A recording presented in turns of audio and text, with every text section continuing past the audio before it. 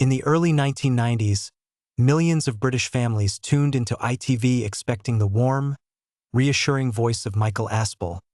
The man behind this is your Life and Antiques Roadshow. Instead, they got vampires. They got ghosts. They got ordinary people insisting they had died, gone somewhere else, and come back changed. For 4 seasons, one of Britain's most trusted broadcasters stood in front of the camera and asked the nation to consider the unexplainable. The show was called Strange But True, and it ran on ITV from May 21, 1993 to November 7, 1997, spanning a pilot and 4 full series. It explored ghosts, poltergeists, near-death experiences, vampires, and alien encounters, treating each as a case worth investigating rather than a story to mock. Every episode blended filmed reconstructions using actors with interviews from the actual people who claimed these events happened to them. Here's the part that should make you pause. Michael Aspel wasn't some fringe broadcaster chasing sensational ratings on late-night cable. He was a national institution, a man synonymous with gentle nostalgia and celebrity biography specials. So why would a face this trusted, this safe, spend 4 years fronting reconstructions of vampire attacks and alien abductions on primetime ITV?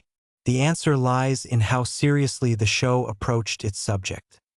This wasn't cheap shock television.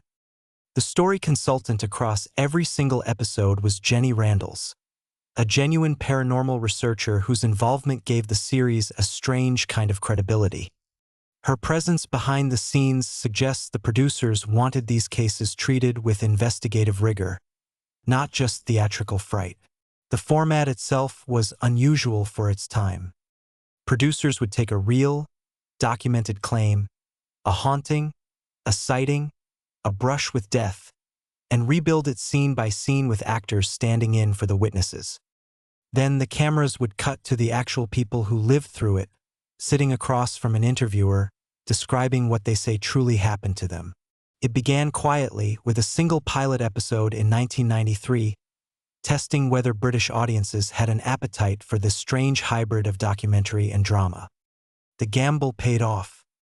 Series 1 followed in 1994, expanding the format into a full run, and the show found its footing exploring some of the most enduring paranormal categories in modern folklore.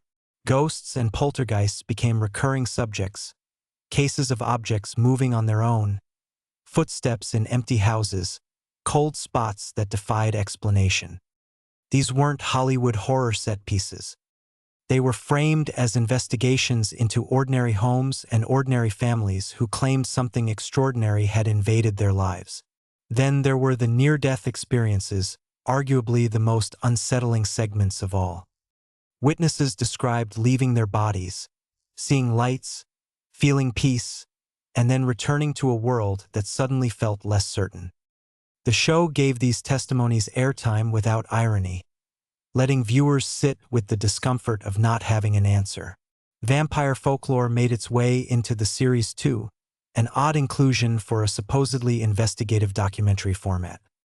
It suggests the producers weren't drawing a hard line between ancient superstition and modern unexplained phenomena. If a claim was strange enough, it seemed to earn a place in the show's growing catalog of mysteries. Alien encounters rounded out the show's core themes, tying into the broader UFO fascination sweeping Britain and America in the 1990s.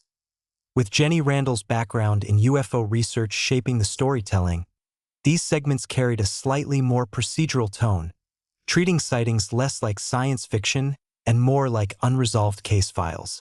By 1995, Series 2 had arrived, proof that ITV believed in the format enough to keep funding it. A paranormal reconstruction show wasn't cheap. It required actors, sets, and production crews to recreate deeply personal, often traumatic events. The fact that it kept going suggests it was actually working with audiences. Series 3 followed in 1996, marking the show's 4th consecutive year on air. At this point, Strange But True had quietly become a fixture of British paranormal television, airing alongside major entertainment programming rather than being buried in a late-night graveyard slot. It had staying power that few genre shows of its era managed. Then, in 1997, something shifted. A special aired that year, followed by a fourth series, the show's final run. There's no dramatic, on-record explanation for why it ended there. No scandal, no ratings collapse mentioned anywhere in the historical record, just a quiet stop after 4 years of ghosts, vampires, and near-death confessions. And this is where Strange But True becomes genuinely strange. A primetime ITV series hosted by a household name, running for 4 seasons and covering some of the most talked about paranormal topics of the decade, essentially fell out of public memory. There's no dramatic cancellation story. It simply stopped and the culture moved on. Today, tracking down full episodes is oddly difficult. For a show that aired on one of Britain's biggest networks across 4 seasons, the digital footprint is thin, fragments here, mentions there, but nothing resembling the archival presence you'd expect from a series that ran this long. The paranormal show has, in its own way, become a small mystery.